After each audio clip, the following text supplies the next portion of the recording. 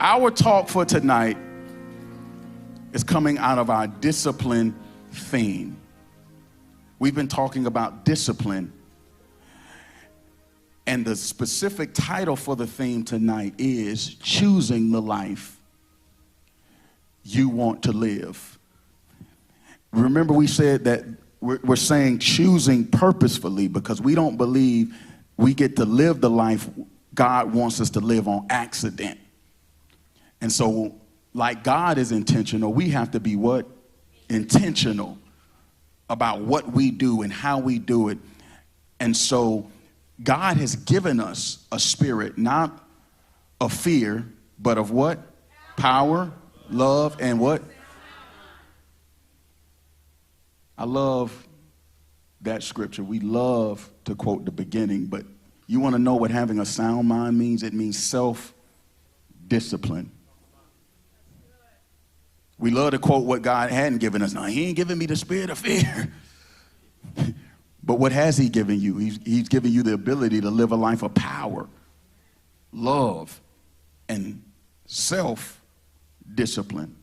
Isn't that interesting that God gives us his spirit, not so he can take over, but to give us what we need to be self-disciplined.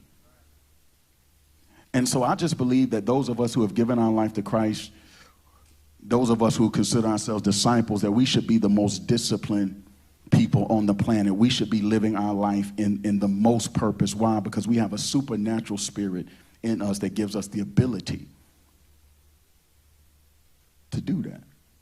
So check this out. Andy Stanley says, he said that if we want to live a life of purpose, we have to choose it.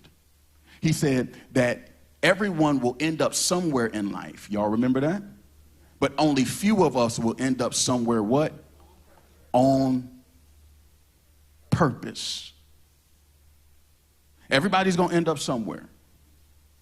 But very few will end up somewhere intentionally. So are we planning our marriages? Are we planning our health? Are we planning our finances? Are we planning how we raise our kids? Are we training our children up in the way that they should go so that when they're old, they won't turn away from it? Will we be able to look at our kids, 15, 20 years from now and say, yes, that was the plan? And so last week, I got a little in your business. I hope you weren't too offended. I asked you this critical question that wasn't rhetorical.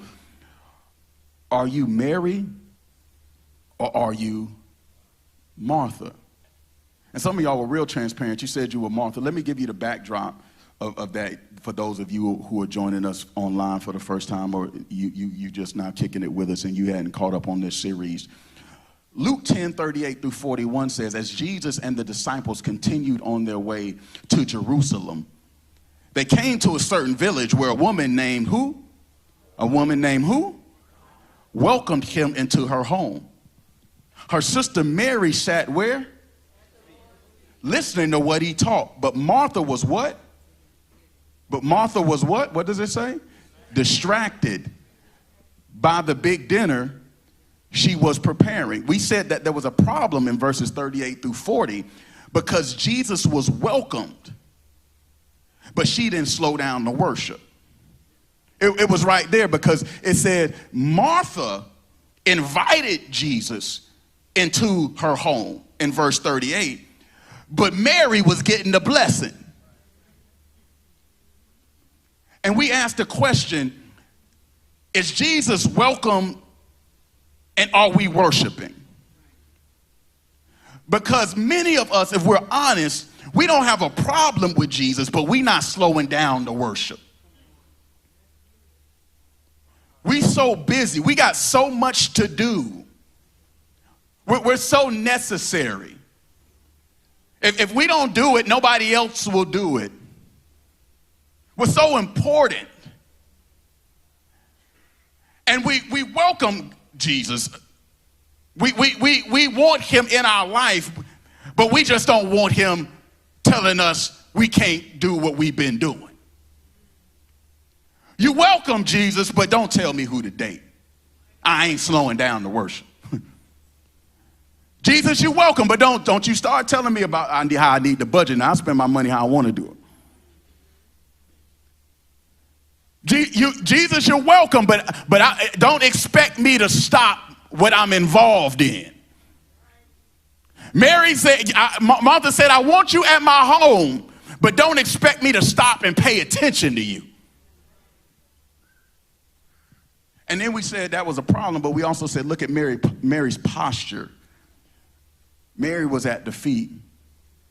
That's so good because we didn't look at it from a contemporary context. We looked at it from the days of antiquity, and we said that was a blessing for a woman to be at the feet of a rabbi, because in those days the women were not considered equal with men, and they were not allowed to sit at the feet of an esteemed teacher. But Jesus didn't rebuke her when she was at his feet. And we got excited about that because many of us in a contemporary sense, we're Marys because people don't expect us to be at his feet. Yeah, with your background and your family look at you and they say, how you in church now? Yeah, you fake. I know who you. I used to change your diapers. As if you can't grow up, as if you can't change, as if habits can't get better, as if mindsets can't shift and be transformed and conformed into the image of God. We got excited because even though the people may look at us and want to keep us away because we don't look like them, we don't dress like them, we don't rock how tradition rocks, we can still be at his feet. And then that's where we left off. And so I want to start our talk tonight, not looking at the problem, not looking at the posture, but looking at the perverted perspective. Because verse 40 says, she came to Jesus and said, Lord, doesn't it seem unfair to you that my sister just sits here while I do all the what? Work. Tell her to come and help me. You don't get it. Let me try and break it down. I'm gonna take my time tonight. She says, Lord. This is why you're looking at me like that. The word Lord that's translated Lord actually comes from a Greek word kuros, which actually means supreme in authority. So she says, Lord, supreme in authority, the one with all power. Doesn't it seem unfair to you that my sister just sits here while I do all the work? Tell her to come and help me. Y'all ain't getting it. Brian, my little homie. Lord, Master, the one who has all power, supreme in authority, co-equal with God, the creator. John 1, in the beginning was the Word, and the Word was with God, and the Word was God. And the Word was made flesh and made his dwelling amongst us. Lord, our creator. Tell her.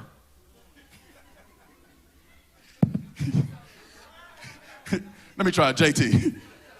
Lord, the one that knows all, the one that sees the end from the beginning.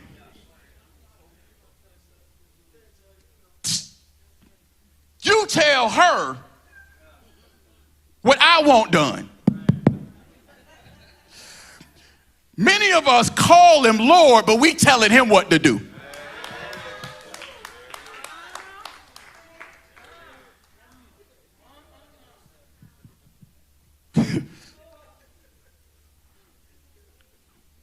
Lord, you supreme, but this is who I'm going to date. You the master, and you can do no wrong. But let me tell you where I want to work. Lord, you're master, you're supreme. But let me tell you what school I'm going to. Many of us call him Lord and we treat him like he's our child. Because you tell children what to do, but you don't tell the Creator nothing. You go to God and say, God, is my mindset right? Am I missing something here? God, what do I need to shift? What do I need to change? God, what needs to be transformed and conformed into your image? You don't tell the Creator what to do. And that's where many of us are, if we'll be honest. Y'all remember when I told y'all that I wanted you to give 30 minutes to God and I wanted you to pray about what needed to shift and change, what sacrifices needed to be made in our life. We have more worksheets outside. Pick one up before you leave the door if you hadn't gotten it already. I bet you some of us went to him and said, God, this is what I'm willing to do and this is what I won't do. I'll sacrifice in this area, but don't you dare think that I'm going to sacrifice in this one.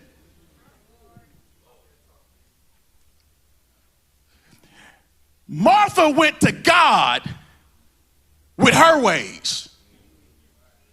Maybe she missed this scripture. And growing up Jewish, she probably should have had it memorized. His ways are not our ways. His thoughts aren't our thoughts. As high as the heavens are above the earth are his waves above ours. See, I don't think like you, Martha, so it's a good chance if you're thinking it needs to be done this way, it probably needs to be done that way. You don't go to the Lord telling him what to do.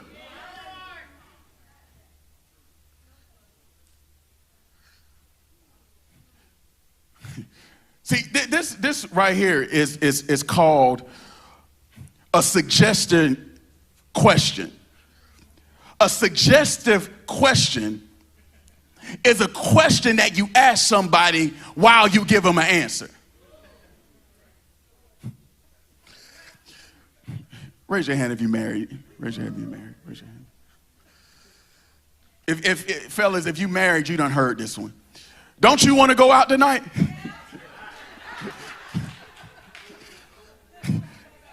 Is that a question or is that an imperative? Because it sounds like you asking me, but I think you telling me. Don't you want to get these shoes up out the floor? Not really, but it sounds like you telling me. Ladies, I'm about to get in trouble. Let me sit down. Here it is. A suggestive question is one that implies that a certain answer should be given in response to, it presents a presupposition in the question. So she goes to God with her mind already made up. And here's the issue. When we go to God with our mind already made up, he can't move.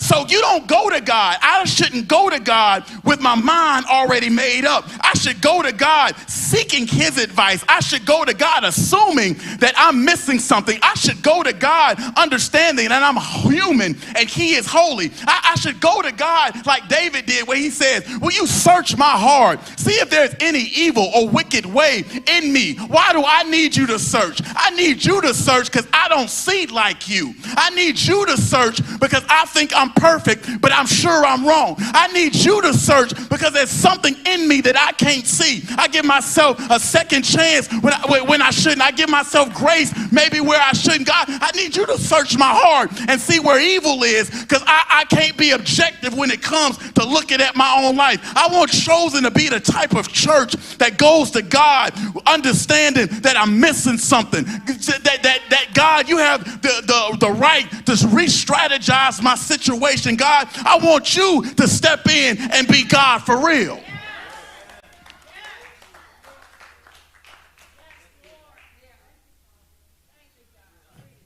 Because if I'm telling you what to do, I'm God.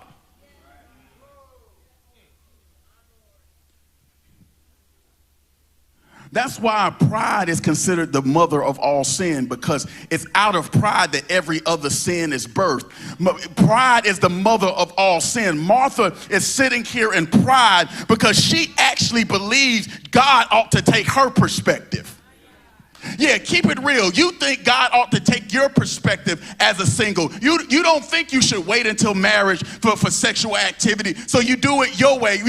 We think God ought to take our perspective in money. We really don't think God should be telling us to save and telling us to give and telling us to invest. We want God to take our perspective with our time. We really don't think that he should get our time first. We think that he should take whatever's left over. Many of us have a Martha mindset because we want God to take our perspective instead of us taking his.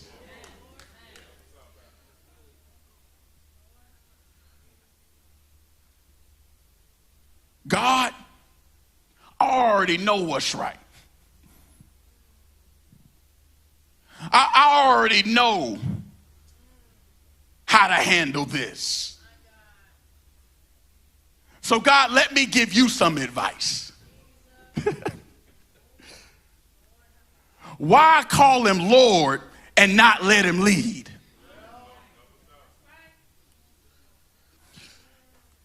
You know the problem with many Christian relationships is we want Jesus to use his power to get people to serve our purpose.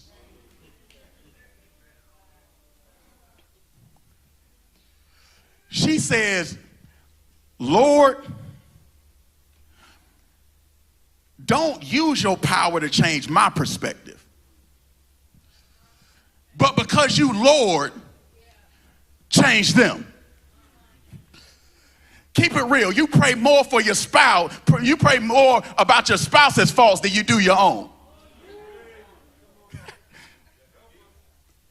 Be honest. Be honest.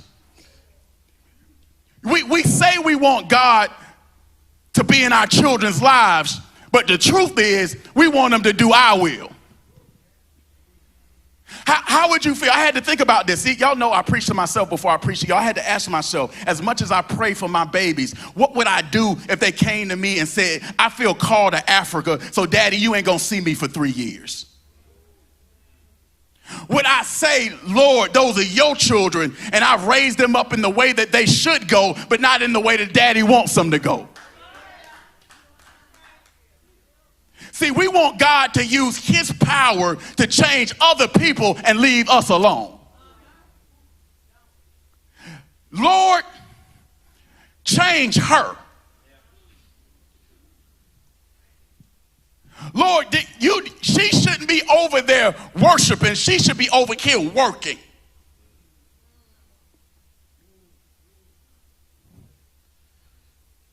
That's why I call it a perverted perspective. Because she got it backwards. She should have went to God and said, God, am I missing something? God, am I too busy? God, am I focused on the wrong things? Am I focused on the right things? God, will you help me to make sure I'm looking at this situation from your perspective and not my selfish perspective? God, let me know if Mary's right or I'm right. We could get a lot further in our relationships if we would stop assuming that the other person is the one with the perverted perspective. Maybe you can be a better husband. Maybe you can be a better wife. Maybe you can be a better child. Maybe you can be a better worker. Maybe everything isn't your boss's fault. Maybe everything isn't your children's fault. Maybe everything isn't your sister's fault. Maybe you could forgive. Maybe we should stop. My name is Yannik McKie.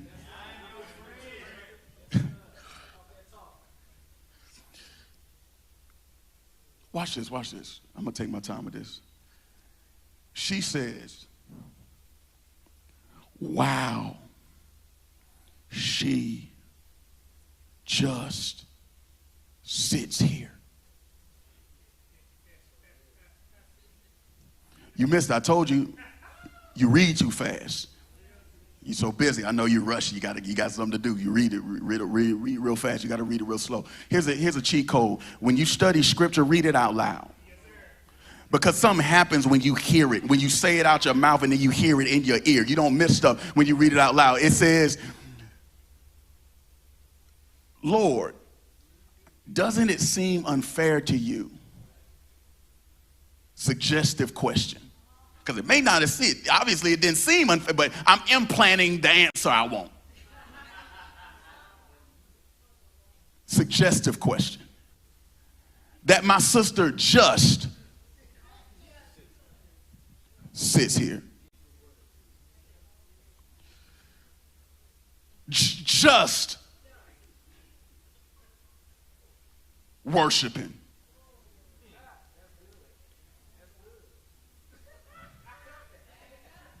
And I'm not sure, y'all can take it or leave it. I'm exegeting the white spaces, didn't hear this. This is unique. I think Jesus got offended. Because how could you come to me and say she just sitting here and she's sitting at my feet? See, you got me twisted. Because how could she just be doing anything with me? Yeah, you ain't doing nothing if you with me. You big time if you with me. I always tell people, stop looking at yourself so small, because the biggest person in the world is smaller than the smallest person in the kingdom. I may not be a big deal to you, but as long as I'm at his feet, I'm all of that. I don't know if y'all saw my Facebook post. Shout out to Clayton King. Clayton King said, I'm a child of God. Therefore, I have nothing to prove and no one to impress. As long as I'm a child of God, I don't have to make you happy. I don't have to be doing what you say I ought to be doing. I don't have to live my life according to your will, your way, and your word. As long as I'm at his feet. Just. So you don't think there's any power in worship, Martha? You think the fried fish you preparing is more important than the worship, don't you? Because you said just, and then you said sit here while I do all the work. So you think working with you is better than worshiping with Christ.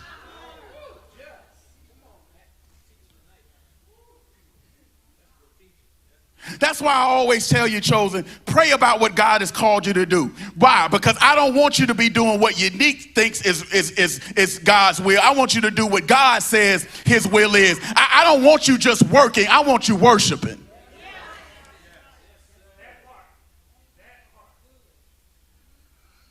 She said, this is real disrespect. Martha was a strong woman, but here's the thing: the stronger woman or man you are, the more time you need to spend with God.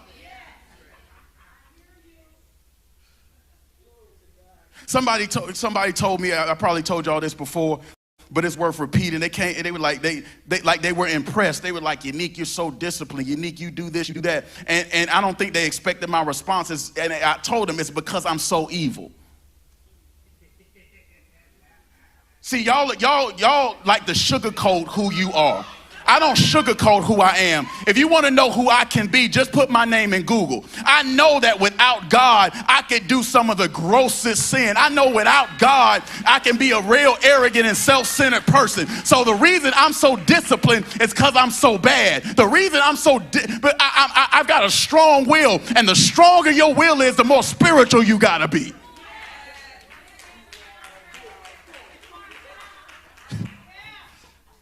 Sleepy guys like us, we got to stay at the feet.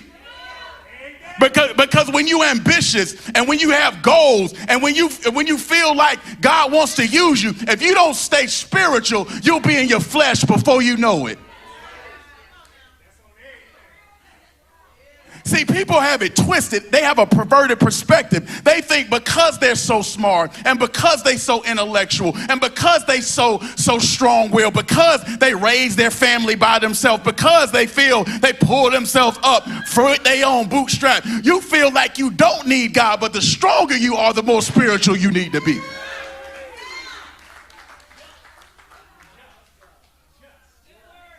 Martha, you got it going on, sis. You are not lazy. You are dedicated. You want to operate in excellence. I love that spirit, Martha. It's just perverted because you're working when you should be worshiping first. Nothing wrong with power. Sometimes I think Christians are too like, oh, whatever, I don't need that, or I shouldn't, I'm satisfied with what I, well, why? You stopping if God ain't say stop. If he gave you one business, get another one. If he gave you a church, grow it as big as it can grow. Well, but here's the thing, whose name is it in?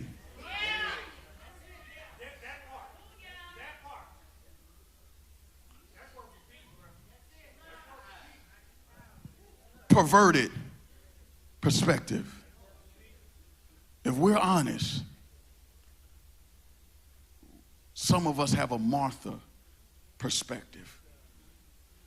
Because when it comes to worship, we think we just sitting here.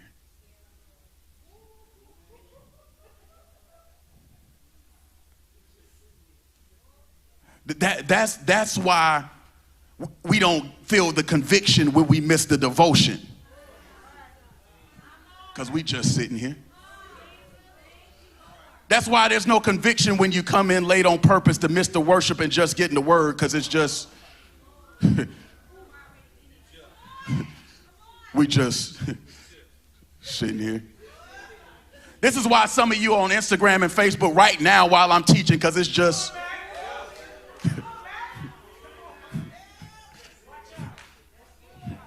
what he talking about? Yeah, he just, like, I ain't got nothing better to do. Like, I ain't. See, here's the prayer. Get this in your notes. God, will you help me to transition my perverted perspective? All of us have a bit of that perverted perspective in us. All of us have a little bit of Martha in us. And if you're saying you don't, that is proof you do.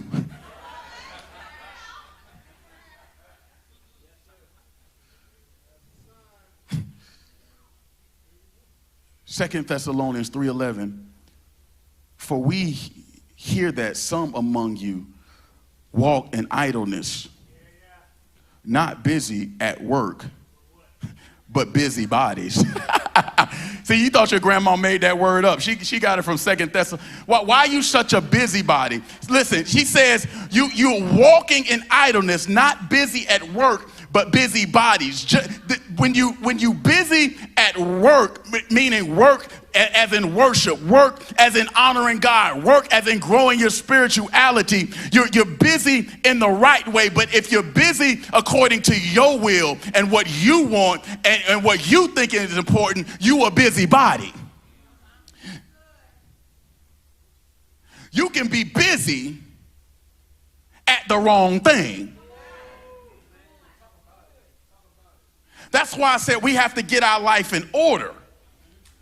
Because there's nothing wrong with growing your business, but it can't come before God. There's nothing wrong with keeping an immaculate house and yard and your car shiny and you got the armor all, shine on the tires. There's nothing wrong with that, but it can't come before God. There's nothing wrong with looking good and wanting to be fresh, but it can't come first. God doesn't have a problem with us being successful. He just says it can't come before your Savior.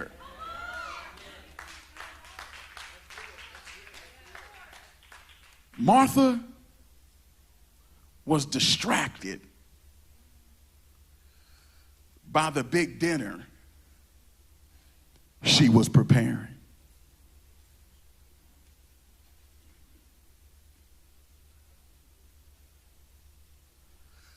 Martha had God in her presence, but she was more concerned with preparing for the party.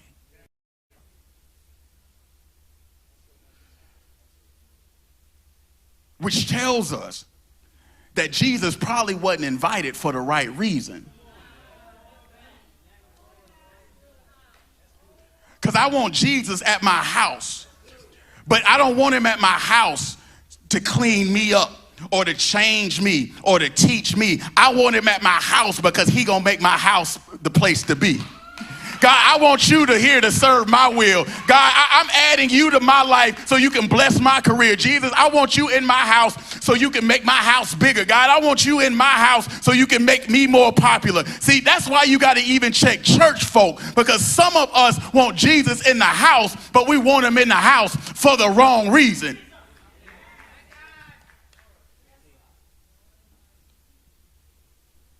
Even some preachers will use Jesus to build their own kingdom.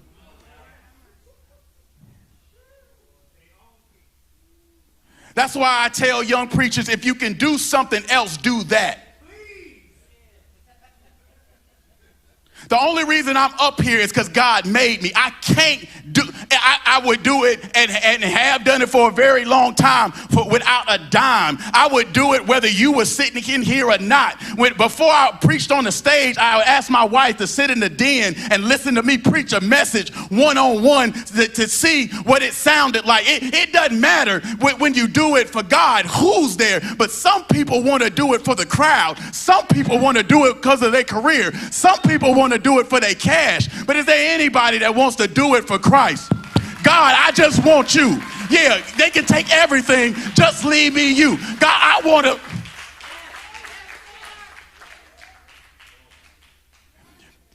If she wanted Jesus to grow, she wouldn't have been preparing a big dinner. That would have been a distraction. She would have been, oh, no, I was about to give you the answer. Hold on, let me make sure you're paying attention. What principle did I give you that would have prevented Martha from making this mistake? Somebody said delegate. That is one of the principles. She could have delegated. She could have got a catered dinner.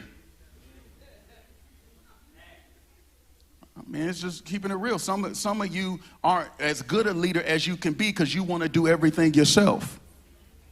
You feel you're not who you should be when you got to get help.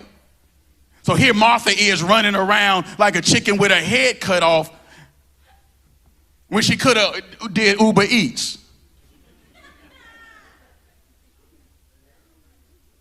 What other principle? Anybody remember another principle? Delete. Oh, y'all a good crowd. She could have said, forget this dinner. We just gonna worship. Yeah, no chicken after church today, y'all. If don't show up unless you really showing up for Jesus Christ. We not dangling no carrots today. Only people who show up today, they're really here for the right reason. Y'all, I'm not preparing nothing. The only thing you gonna get is a word when you show up.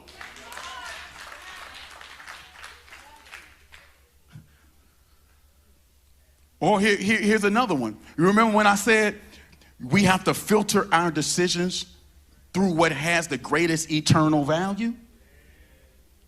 So then, if she planned the big dinner and she realized the dinner was going to be a distraction from what had the greatest eternal value, she would have been able to see, well, the dinner's going to keep me from God, so I either have to delegate this dinner or I have to delete this dinner. But I'm not going to have an excuse not to worship because I know better. I know what's most important. I know what should come first in my life. So God ain't going to hear me preparing this big dinner as a valid distraction.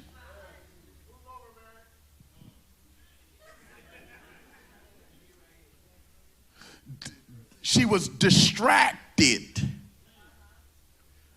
The word distracted comes from a Latin word, distrahere.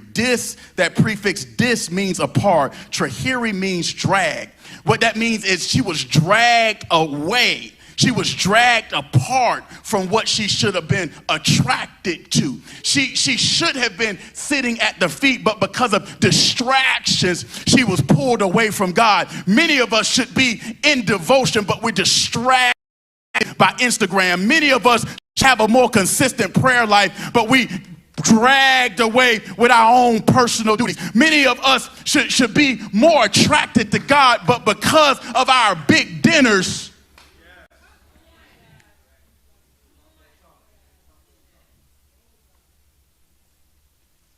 Jesus not going to ask you about the big dinner. He's going to ask you, did you worship?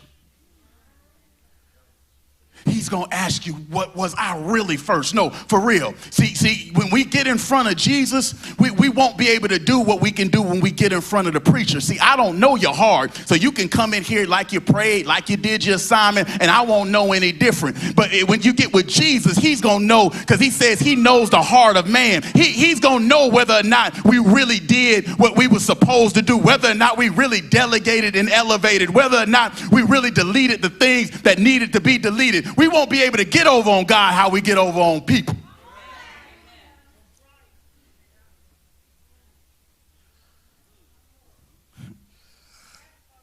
Martha placed greater value on the party than she did on the person.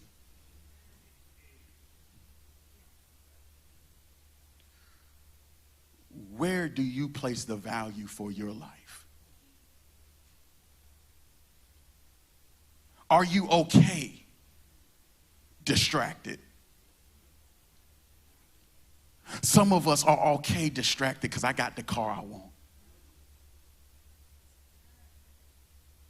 I had a job I want.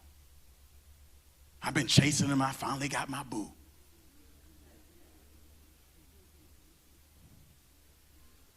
We're okay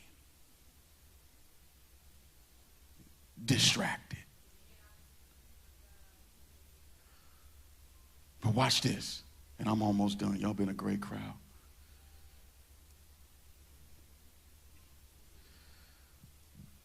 Doing good things, but doing them in the wrong way, still makes our life out of order.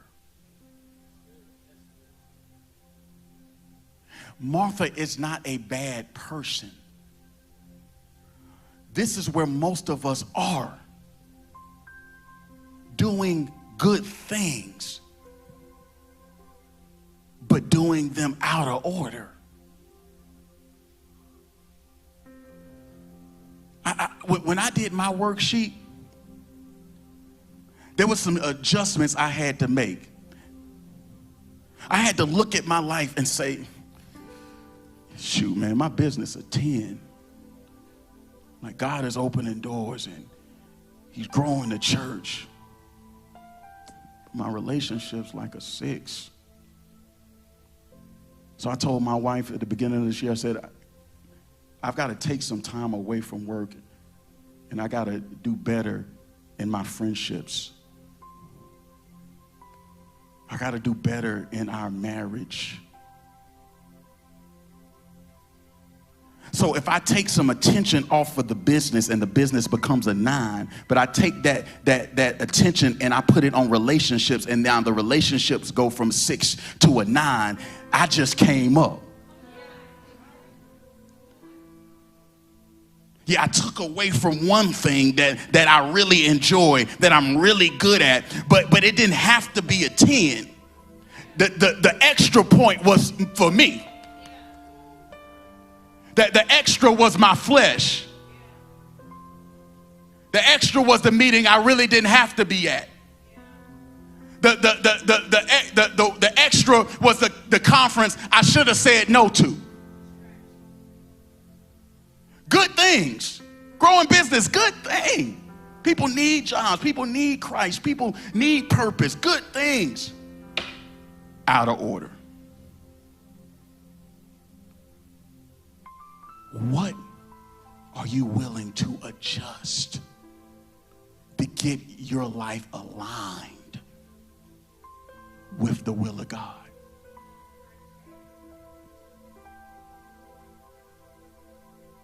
We have to create a plan centered around God's top priorities. What are his top priorities? Worship, personal time, finances, making sure you're leaving a legacy of finance and faith for your family. Your body. You can't play video games for 3 hours, guys, and be overweight. Your fun may be at a 10 and your health at a 3. That means you can't play the video game that 2 hours. That means you got to be in the gym. Would you die if your fun was at an 8? No. Ladies, you can have a spotless home, but God isn't going to check you on that. He's going to check you on your spirit. Was your spirit spotless?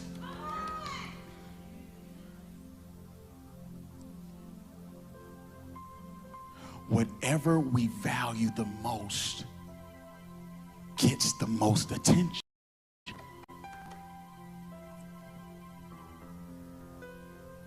Look at your life.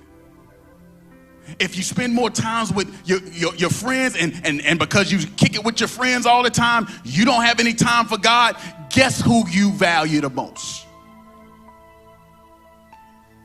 If we ignore God in our relationships and do what God says not to do, guess who we value the most? If God says, Yannik, I need you to step away from that money and focus on your marriage, and I continue to focus on business, and I continue to focus on the church, which is his bride, instead of focusing on my bride, guess who I value? I love y'all, but y'all ain't my bride.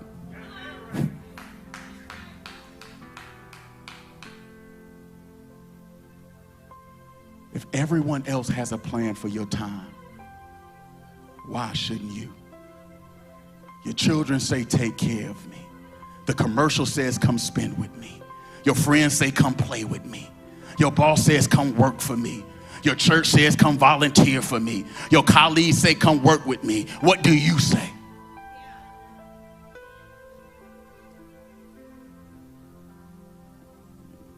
Jesus says, I love it. Mary has discovered it, and I will not take it away from her. Martha, you are worried and upset over all these details. Let me ask you a question. How much do you worry over details that have nothing to do with God's destination? You worried about and upset over all these details. My prayer for our church is that what means the most to God is what means the most to us. Because Jesus was worried about worship, and she was worried about the details. He didn't say that there's nothing that we need to be worried about. He said there's only one thing to be worried about. That's so good. Verse 42, it says, there's only one thing worth being concerned about. Yannik, you concerned about your money, but there's only one thing to be concerned about. Camilla, you concerned about your home, but there's only one thing to be concerned about. Elise, you concerned about the school and the classroom and how many friends you got. There's only one thing to be concerned about. Devron, you concerned about the Purpose Center and how fast it's going to grow, but there's only one thing to be concerned about. JT, you concerned about your job, but guess what? There's only one thing to be concerned about. Is there anybody other than myself that is willing to shift my concern to the one thing? Jesus, you are my one thing. Jesus, I will seek first your kingdom. Jesus, I will give you my time. Jesus, I will give you my devotion. Jesus, I will not be conformed to the ways of this world, but I will be transformed by the renewing of my mind. And then I will see your good, pleasing, and perfect will for my life. God, I'm ready to walk in your will. God, I'm ready to walk in your plan. Don't worry about tomorrow, what you'll eat or drink or what you will wear, or your body, what you'll put on it. Martha, I got those details. Martha, do you trust I can provide? Martha, don't you know you could have brought me one fish and I could have fed everybody in the party? You doing my work. Hey, Hey, but Martha, did you not know who you serving? If you was hungry, all you had to do was ask me. That's a word for some of you. Some of you are doing God's work. Some of you need to start praying and stop worrying. Some of you need to step back, get out your flesh, and get into your faith. Because some of us are worried or running around worried when God is already ready to do the work. All you got to do is stop and ask. All you got to do is say, God, tell me the strategy here. I want to do this, but I don't have the time. God, will you help me realign? God, I know you can do miracles, and I'm just a man. Will you show me to step out the human and step into the holy? God, I want to do miracles. Miracles in my own strength. Will you give me access to your power? If she would have stopped and realized who was in her presence, she wouldn't have cared about the party.